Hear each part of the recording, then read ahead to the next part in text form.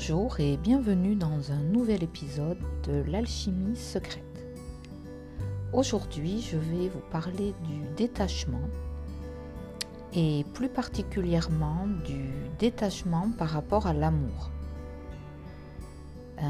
Alors pourquoi je vais vous parler de ça?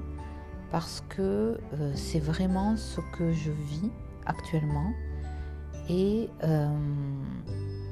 en fait là c'est comme tellement prégnant pour moi puisque je viens de vivre une compréhension ce matin et j'avais envie de la partager avec vous le plus rapidement possible avant que je n'en perde des miettes comme souvent. Alors il se trouve qu'aujourd'hui j'ai le temps d'enregistrer cet épisode, donc c'est parfait. Voilà, je vais vous livrer un petit peu,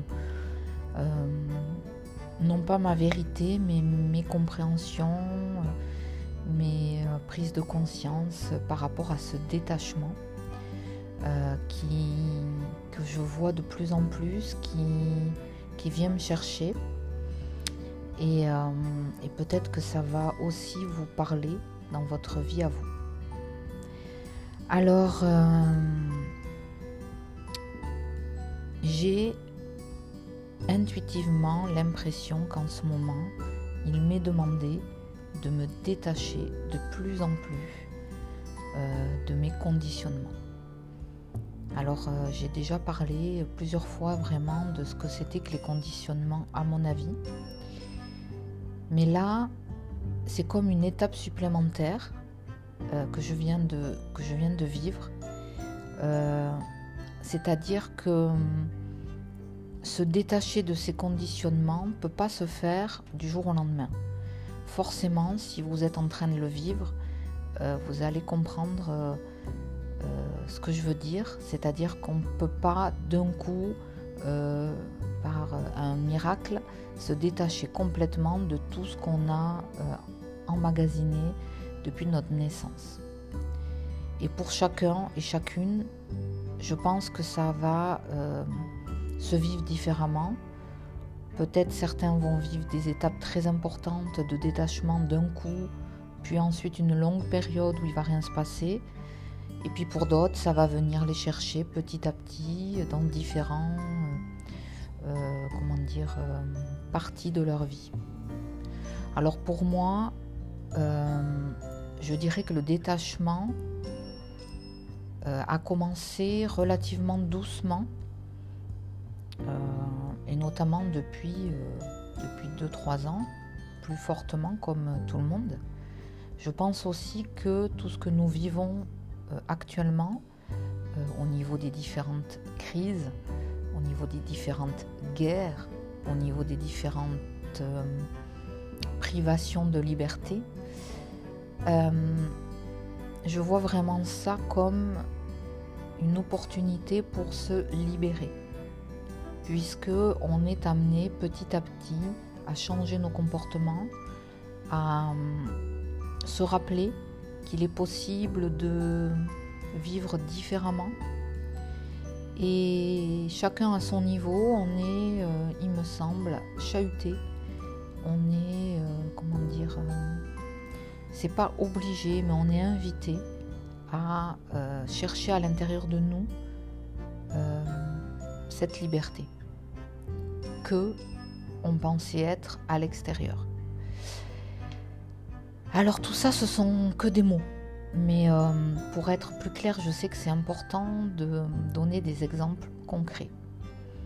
Donc par exemple, le détachement, c'est de se rendre compte, alors là je vais vous parler pour moi, que finalement, même si on ne peut plus se rendre par exemple au restaurant ou au bar, eh bien on est tout à fait capable de profiter autrement, c'est-à-dire par exemple simplement en invitant les gens chez nous, simplement en organisant des pique-niques, simplement en achetant une boisson et une bonne crêpe et en la dégustant en regardant la mer. Et finalement, on se rend compte que notre liberté ne s'arrête pas du tout à ce qu'on veut nous faire croire. C'est-à-dire qu'on a complètement la capacité de s'adapter. Et je me rends même compte que ces petites privations de liberté, finalement, m'amènent à une beaucoup plus grande liberté intérieure. Puisque certaines choses ne pourront jamais nous être enlevées. Et en ce qui me concerne, c'est venu donc petit à petit. Alors j'ai parlé des restaurants, c'est vraiment quelque chose de tout petit. Ensuite est venue la prise de conscience vraiment de la liberté de ne pas s'attacher aux informations. Alors ça, je crois qu'on le vit toutes et tous. La liberté de ne pas croire, la liberté de remettre en question, la liberté d'écouter sa petite voix intérieure. Je dirais que ça a été le gros dossier numéro 2 en ce qui me concerne. Et aujourd'hui, j'arrive vraiment à me détacher de plus en plus de toutes ces informations et de me faire ma propre opinion, qui n'est que la mienne, mais qui finalement est très pertinente, je trouve. Et je suis même étonnée à quel point je suis en capacité de comprendre instinctivement des choses, sans pour autant détenir aucune vérité, bien sûr, mais j'ai de moins en moins besoin d'avoir la validation extérieure. Je me fie vraiment à mon ressenti et c'est génial. Donc ça a été pour moi le deuxième détachement. Ce qui ne va pas m'empêcher par ailleurs d'aller des fois par moi-même chercher des informations, parce que bien sûr, je ne connais pas tout, loin de là, mais cette capacité à se détacher de ce qui est dit, ça a été pour moi, je crois, la deuxième prise de conscience. La troisième chose qui pour moi a été un gros morceau, ça a été de me détacher de mon travail. Donc là encore, ça s'est fait par étapes. Et ça a été,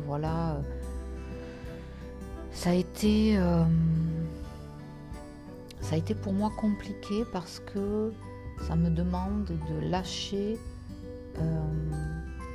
une sécurité vis-à-vis d'un travail bien régulier, d'une entrée d'argent régulière, de vacances bien cadrées, je sais plus le dire, dans des compartiments. Donc et surtout ça a été, pour moi ça a été un gros enseignement, parce que être capable de se détacher d'un travail qui pourtant nous plaît et nous donne de la joie et de la satisfaction, ça a été un gros truc. Donc ça s'est fait en plusieurs étapes pour moi. Premièrement, je me suis détachée de mon travail de l'enseignement, dont j'ai parlé pour ceux qui me suivent. J'ai quand même conscience d'avoir énormément de chance, puisque par ailleurs j'ai quand même une sécurité financière qui fait que pour moi ça se fait vraiment en douceur. Et je sais que pour d'autres personnes, notamment par exemple pour ma fille, ça lui demande un gros lâcher prise que je vis à travers elle.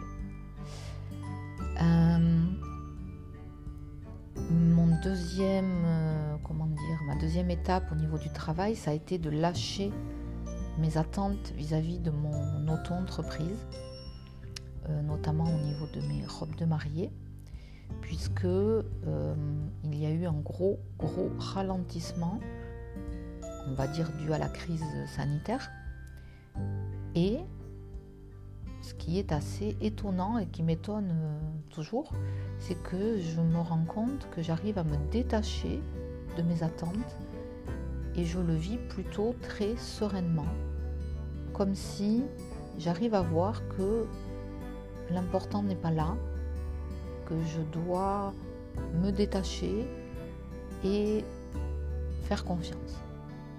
À la fois, je ne sais pas ce qui va arriver, je ne sais pas vers quoi je vais me diriger, même si je lance comme ça des pistes, j'ai des envies bien sûr, et en même temps, ça me permet de faire vraiment un vide, et donc ça a été la deuxième étape. La troisième étape, c'est de me faire plaisir encore plus. Moi, je vois vraiment ça comme ça, c'est-à-dire que ça me donne vraiment l'opportunité de creuser de plus en plus vers ce que je veux. Et ce que je veux, je ne sais pas vraiment ce que c'est, mais je me laisse l'opportunité chaque jour de me faire plaisir. Donc, vis-à-vis de mon travail, je lâche les attentes, je fais ce qui me plaît, et là, je suis un peu plus dans le conseil en images, avec toute une partie holistique. Ça me plaît énormément. Je prends beaucoup de plaisir à accompagner les femmes là-dedans, mais je ne m'y attache pas. C'est-à-dire que je ne sais pas si je vais continuer, si je ne sais pas. Je sens vraiment que je vais vers là parce que c'est en ce moment ce qui est présent pour moi, mais à l'époque, quand je faisais quelque chose, je m'y attachais. Aujourd'hui, je vois vraiment la capacité de faire des choses qui me plaisent, mais avec comme un recul qui me dit si peut-être demain j'ai envie d'autre chose, je ferai autre chose. Si c'est pas ça qui est là pour moi, c'est ok. Je m'ouvre complètement. Même si par ailleurs, je ressens vraiment une envie d'ouvrir les femmes à leur beauté, parce que c'est quelque chose qui me plaît beaucoup et que j'ai des facilités c'est pas à faire, mais de par mes yeux, de par ma vision, je vois la beauté et je trouve que c'est un chemin extrêmement beau. Donc aujourd'hui, c'est là pour moi, mais en même temps, c'est très étrange, mais j'arrive à vraiment m'en détacher quand même. C'est comme si c'est pas ça, c'est pas grave. Donc, ce détachement, au niveau de mon travail, je vois ce détachement s'opérer tout doucement, assez paisiblement. L'apogée a été au mois d'août pour ceux qui ont suivi quand j'ai eu mon accident, parce que là mon bassin, mon assise a été mise à l'arrêt. Ça a été magnifique. Cette mise à l'arrêt, ce vide que j'ai ressenti à ce moment-là m'a vraiment permis d'ancrer tout ça et de lâcher tous ces conditionnements. Et aujourd'hui, ce qui s'est passé, c'est... Alors, il y a eu plein d'autres petites choses, mais au niveau du détachement, je viens de voir que je dois me détacher. Enfin, je dois. C'est pas que je dois, mais j'ai vraiment vu mon attachement lié à l'amour et lié notamment à mes proches. Et encore plus précisément à ma famille. Et notamment à ma famille proche, mes enfants et mon mari. Et je viens de réaliser à quel point j'étais attachée à eux, à quel point ce lien qui m'unit à eux est fort, et à quel point c'était douloureux pour moi de m'en détacher. Comme si je le savais, mais je ne l'avais pas vécu. Ce matin, je l'ai vraiment vécu dans mon corps, dans ma vibration, dans mon... Je ne sais pas comment dire, ça s'est vraiment intégré physiquement, que cet amour, ce lien, lié aussi à l'attachement, était très difficile pour moi, c'est-à-dire me détacher de cet amour était extrêmement douloureux. Comme si je me coupais de cet amour, j'allais être seule, premièrement. J'ai vu cette peur de la solitude. Et puis comme non, je ne peux pas me détacher de cet amour. Et j'ai vraiment vu toute la beauté de la situation, parce que d'un côté, je ressens que l'amour ne peut pas être coupé. C'est comme un lien invisible qui est tellement fort que je le vois et je le ressens, que ce lien, personne ne nous demande de couper ce lien. Et à la fois, j'ai perçu que ce lien d'amour doit être autre chose que de l'attachement. Et c'est comme une invitation à aimer sans attachement. Et à titre personnel, je l'avais conscientisé intellectuellement, mais jamais vécu physiquement. Et là, j'ai vraiment vu toute la difficulté présente pour moi dans ce lien d'amour. Comme si, ok, je fais confiance, je m'abandonne, mais je ne sais pas, comment on peut vivre l'amour à ce point-là, tout en étant détaché. Donc c'est vraiment ce qui m'est invité à vivre, à expérimenter, je crois. Comme si, là j'ai passé le détachement du travail, le détachement au niveau des activités extérieures, etc. Ça, c'était facile, beaucoup plus facile finalement. Là, je vois que là, c'est le gros morceau. Parce que se détacher de l'amour des gens un peu plus proches, ok.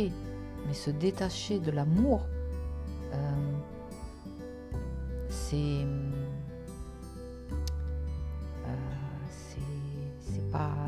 pas ce qu'on nous a enseigné, c'est pas comme on a vécu.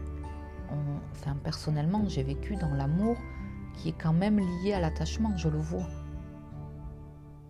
Et je vois vraiment cette corde, alors qui est certes de l'amour, mais qui reste de l'attachement. Et comment vivre l'amour sans attachement, c'est une invitation et un défi, en tout cas pour moi.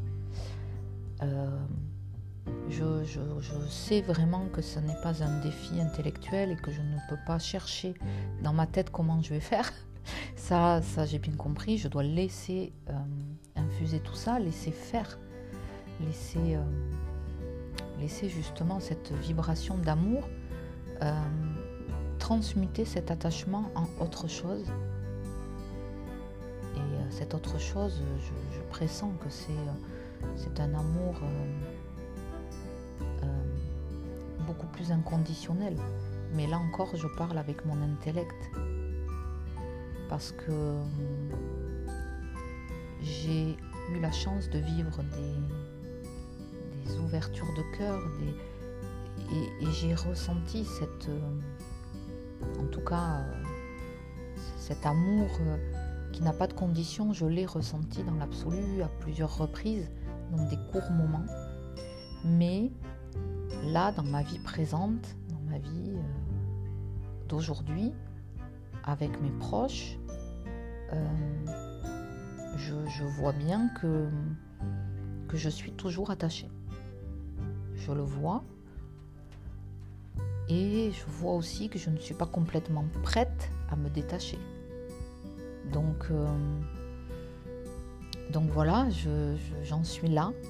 Ça a été très très fort ce que j'ai vécu ce matin et qui m'a, du moins, je sais que c'est la première étape pour me permettre de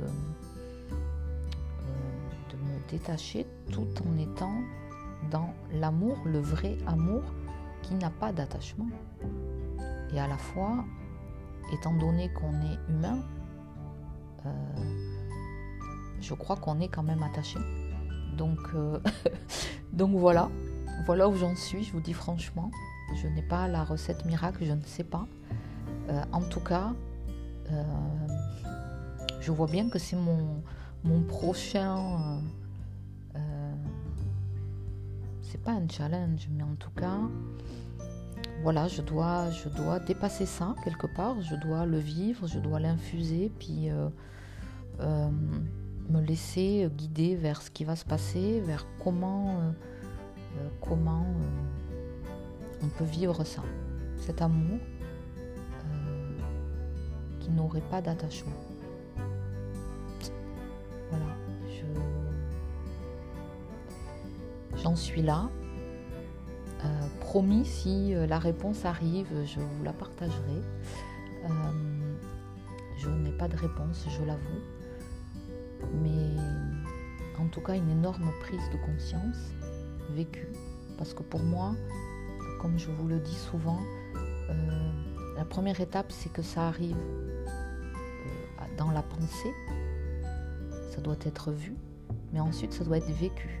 Tant que c'est pas vécu, c'est pas intégré. Donc là, aujourd'hui, j'ai intégré cet attachement que j'avais, très très fort. Et